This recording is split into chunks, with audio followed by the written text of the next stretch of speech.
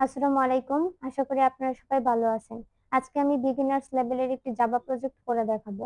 Java প্রজেক্টকে মূলত ৩ ভাগে ভাগ করা যায়। বিগিনার্স লেভেল, ইন্টারমিডিয়েট লেভেল এবং অ্যাডভান্স অর প্রো লেভেল। আমার চ্যানেলে জাভা প্রজেক্ট লিস্টের একটি শর্ট ভিডিও আপলোড করা রয়েছে। আপনারা চাইলে ভিডিওটি দেখতে পারেন।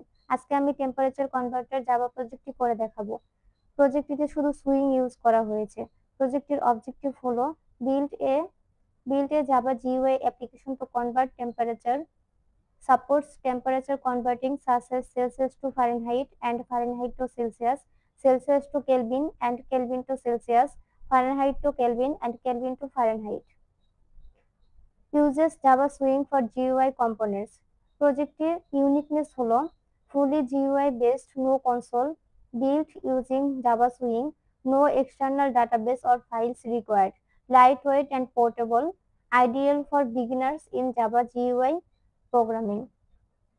আউটপুট স্যাম্পল এখানে দেখানো হয়েছে। আমরা এখানে টেম্পারেচার ইনপুট দিতে পারবো, যেমন 37।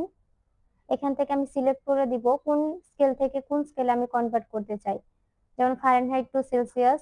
কনভার্ট বাটনে ক্লিক করার সাথে সাথে আমার রেজাল্ট শো করবে। এখন আমি এই টেম্পারেচারটা ক্লিয়ার করে দিতে পারবো, নতুন করে ইনপুট নিতে পারবো আমি 67। এখান থেকে সিলেক্ট করে দিলাম সেলসিয়াস টু কেলভিন। আমি কনভার্ট বাটনে ক্লিক করার সাথে সাথে আমার এখানে রেজাল্ট শো করবে।